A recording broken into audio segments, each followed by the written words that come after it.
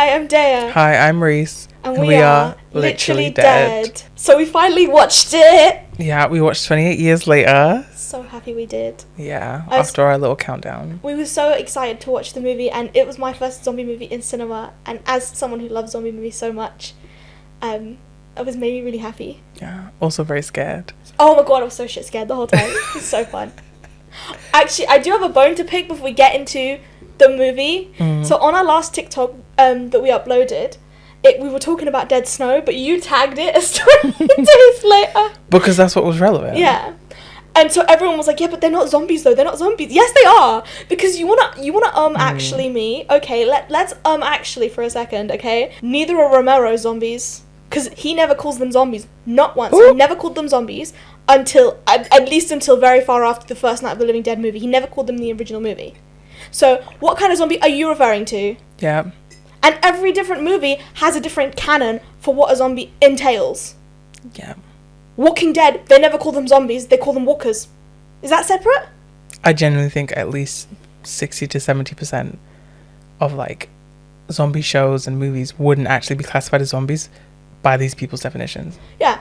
And you want to actually meet Brian? No movie after Night of the Living Dead was released, apart from like one or two, count as zombie because it's not the original Haitian folklore. There you go. You want to take it there? Suck your mom. Suck your mom. Trying to actually me. I can guarantee I've watched more zombie movies than you. I love getting actually, okay? I hate it. I have to be right. The person just cares so much. It's just like, oh, you care so much. Yeah, but they clearly don't. They don't have any reasoning for it either. No.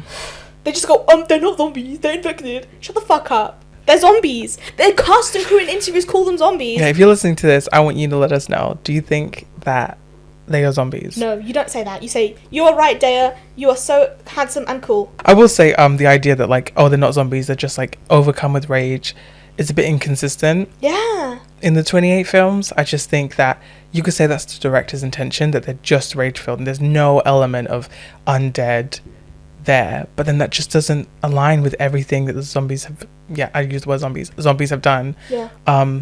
In the 3 films. But you know, I follow this YouTuber, I think it's called Wow Such Gaming. He just talks about zombie movies. And whenever he used to get so many comments about 28 Days Later zombies and calling them infected. So now he goes, zombies or infected. And I just love that so much. Well, maybe we'll do that. Infected.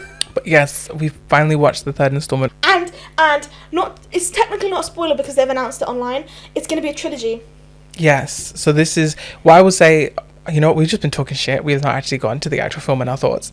But I will say, going into it and to, like, let anyone know, the film is... I think it's good, but it is a film made to, like, widen the world and prepare you for a sequel. Yeah. Yeah. It's not a complete story. It doesn't feel like an entirely fulfilling journey, because it really is just opening you up for what will come next. It's the Fellowship of the Ring. Yeah, it's definitely an exciting movie because it makes you think, where are we going? And I think it could even work as a standalone movie, but the sequel's already been filmed. Yeah. Well, actually, I don't think it could have worked as a standalone movie. I think it would take a lot of editing to make it do so. I think maybe if you just trimmed the first and the last scenes. My issue is that the main character who's on a journey is a boy called Spike, and his journey is completely incomplete in the movie. I don't think so. I think it's kind of like a coming-of-age movie. So but he doesn't come of age. By the end of the film, he's just about on the precipice of coming of age. He doesn't I would argue because he's branched... Oh, I guess, no, this is a spoiler. But by the end of the movie, I would disagree. That's the thing. We're trying not to spoil it, though. That's the thing. I'm not even going to give you, like, a spoiler-free synopsis like I normally do, because I didn't even look at the synopsis before watching the film. Yeah. Also, we want you to go watch it. But that's my favourite way to go into the cinema, is just to go and not look up anything about the movie. I agree. I do love when I have no idea what to expect. Yeah. Yeah. And it's really good, I think. Yeah, I thought it was good as well. I think the first half is so tense, in my opinion, and then the second half you just wouldn't expect it to go in that direction, and I found it to be really, like, profound in a way, and I've really, really enjoyed it. I think the editing stands out over everything else. Oh yeah, as an editor I wet myself a little. It was so good. Very unique. Yeah. I think I gave it a 4 out of 5. I'm considering giving it a 4.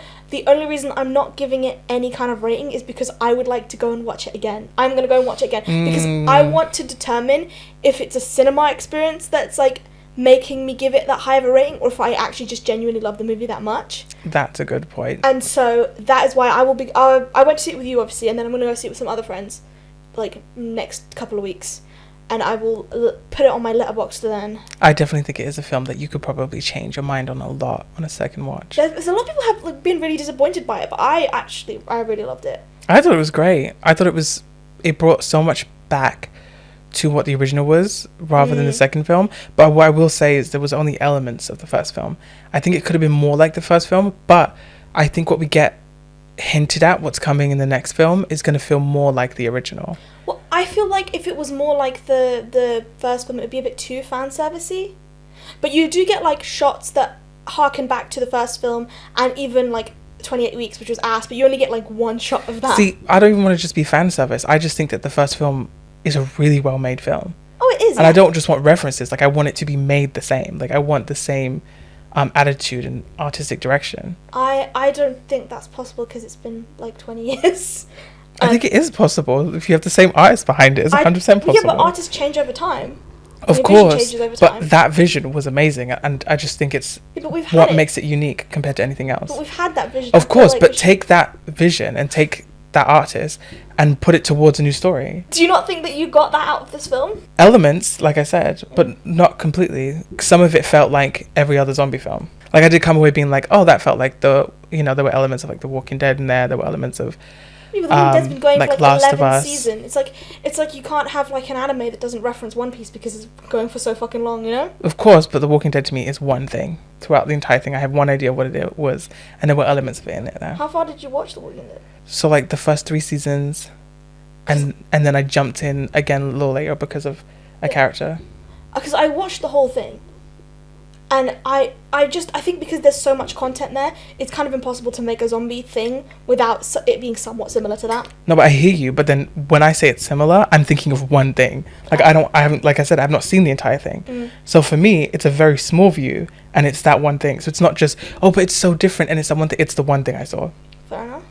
Yeah. I don't know. I actually found it really like unique, because it's set 28 years later after the pandemic, if you will. You know what I mean? The quarantine of the Ireland. infected. Yeah, and it does actually retcon the ending of the second one a little bit. It does. Yeah. It did feel like, well, if you watch that episode in the second film, you'll know that we weren't fans. We did not like that. I don't think they were either, because it felt like they were just like, yeah, because it was fuck the second film, it never happened. Yeah, well, it was a different director for the second film and everything. Of course it was.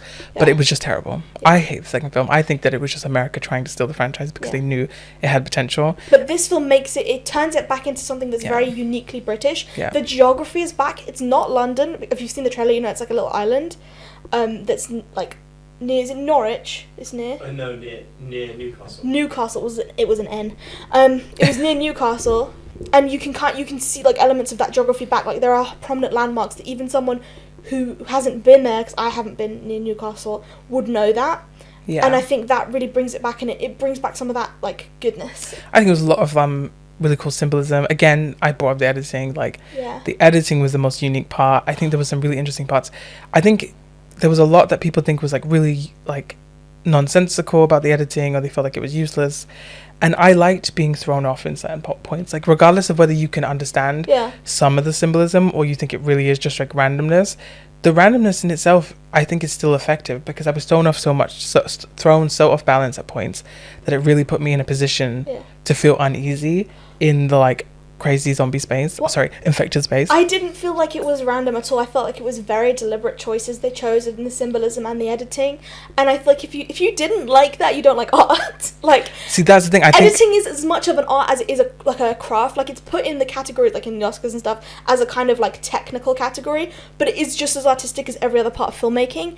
And the way that they've used footage and archive footage in this edit is just like very imaginative, and I guess it feels like something that would be fun to make as well as something that is fun to watch.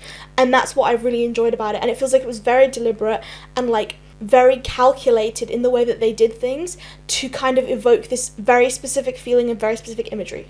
That's the thing. I think the biggest distinction I'm seeing between people who are having a negative experience and people who love the film is that understanding or disagreement of like how much was intentional, how much was just overdone. And I think it was all intentional. Yeah. In fact, at some points I think it was a little on the nose. Yeah, I guess so. Just not the editing, but just some of the symbolism was a little like, yeah, okay, we get it. Like the Prometheus reference Why? with someone getting their spleen eaten out by a bird. I didn't get that at all because I didn't know that reference. Oh, see, that one was just so in the nose to me. I didn't pick it up at all. But the thing is the thing about symbolism is that, like, if you're in an art circle, everyone's like, oh, it has to be subtle, or it has to be, like, artistic and blah, blah, blah. But sometimes it can just be in your face and it's great. And that's why I still liked it, you know? Yeah, but as I'm saying, like, to me, I thought it was, like, all intentional, because it was even, like I said, I was just giving an example of something that felt a little on the nose. I will say, you're far more defensive of it than I am. And yeah, I think I rated it slightly higher than you, which is funny. That's because I want to watch it again. That's the thing. Yeah. I also loved the acting and the performances in this film were really good. Yeah. I thought it's so rare to find a good child actor, and the actor who plays Spike is, I think, really, really talented. I liked him too. Yeah. I liked him too. I think, like, most kids, like, no, you know what, I won't even go there, because genuinely, like, outstanding compared to a lot of child actors. Yeah. Yeah. And I think the cinematography was really good as well. They used an iPhone 15, which I think is kind of in the spirit of experimentation that the original had, because obviously the original was one of the first features to shoot like a digital, Yeah. and then this one is using an iPhone 15, whereas in the industry it's still very common to use very big, like, expensive cameras and stuff, and a lot of, like, CG and blah, blah, blah. But a lot of the effects in this are, like, there is CG in this, but there is a lot of practical effects. They're using an iPhone, even though it's, like, rigged up with a shit ton of lenses, but you know what I mean? Yeah. I think that it's very, like, experimental in that way. 100%. Some of the scenes are so... A lot of the shots are, like, can be blurry at times. The shots are warped. Again, all of this just, like, feeling uneasy. I will say it is all very visually pleasing. The only complaint I will say is, like, for some of the animals that we see, they use some CGI. Yeah. And that doesn't look great. But that's, like, 2 scenes. Yeah. In the entire thing. Definitely. I think if they ever did, like, a remaster, they could just fix the CG a little bit, and it would be, like, a near perfect film for me, I feel. Yeah. And that sense of unease, I feel, for me, it came through, like, the entire film. Like, even in the scenes where it was a little bit calmer, they used sound in such a way that, like, it makes you still feel uneasy. It's definitely one of those films, too, where I feel like I'm just going to be realizing more and more about the film and things I didn't notice and things you didn't pick up on. There's going to be a lot of videos out there of, like, oh, you know, top 20 things you didn't notice about 28 years later. I hope so. I can't wait. And that's why you need to watch it again. Yeah, that's why I need to watch it again. I'm going to watch it, and hopefully by the time I've watched it again, there'll be some explained videos. Because I think we're quite fast on the uptake on this one. We just watched it the day after it came out, and now we're recording this episode the day after that, you know? Yeah. And we'll upload the day after that. So, it's great. But yeah, give it a rating. Come on, you have to. I don't know. It's the point of the video. I don't think the rating is the point of the video. I think the thought's the point of the video. Just give it a rating. I would say a 4, maybe a 4.5. Okay. You do this so much with a 4.5. I really like it. I did want to mention the world building. Were you satisfied with the wait? Because obviously it's been such a long time for this film. Yeah. Do you know what? The thing is, whenever you see, like, a remake of something that you love, you get concerned. You get, like, worried, right? Like, I'm really worried about the American remake for Train to Busan. I don't think that's going to be nearly as good. But 28 years later might be my favourite movie since Train to Busan. Favourite zombie movie since Train to Busan. I think... Really? I think it lives up to the hype very well, and I think it's because Danny Boyle knows what he had with the first one, knows what went wrong with the second one with the other director, and can then bring that up, because obviously he's had lots of filmmaking experience since then, and he's very well established now. And he actually did team up with the writer for the first one again, I think. And that, like, duo work really well together. And it's, like, a lot of trust in your talent, right? And there's so much talent in this. Yeah. I will say, my biggest takeaway from the film is just excitement for the next. Yeah. Because it really has just, like, hinted at something just so different, so very interesting. And the final scene is being debated a lot online. People have mixed feelings. But the point is even just that final, like, 4 minutes, whatever it is being spoken about and torn apart in a good and bad way and picked and explained and theorized so much that I think it really says a lot about what we could be getting. Yeah, absolutely. Yeah. And I liked it. I liked the ending. I thought it was, like, very tonally different from the rest of the movie. I thought that it was like a bit, it gives a bit of fun to the rest of it, because obviously Danny Boyle's in his, like, in 28 days and 28 years, he's quite bleak for a lot of it. But then it gives that little bit of levity that kind of, I think, balances it a little bit and kind of gets you a bit hyped for the sequel instead of dreading the sequel. And apparently, according to Letterboxd, 28 Years Part 2 called The Bone Temple. Whoa. Is coming out next year, so we don't have to wait that long. And we'll be back here talking about it when it happens. Oh, yes, absolutely. But yeah, this has been a Fright Bite. Thank you for Please watching. go out and watch it. Watch it. Support your cinemas. Yeah. Support British filmmaking. Yeah. So we don't get more Disney Marvel. We want more of this. Yeah. Please. You can find us anywhere you find your podcasts. And we are on Instagram and TikTok and YouTube. Bye. We love you. Bye.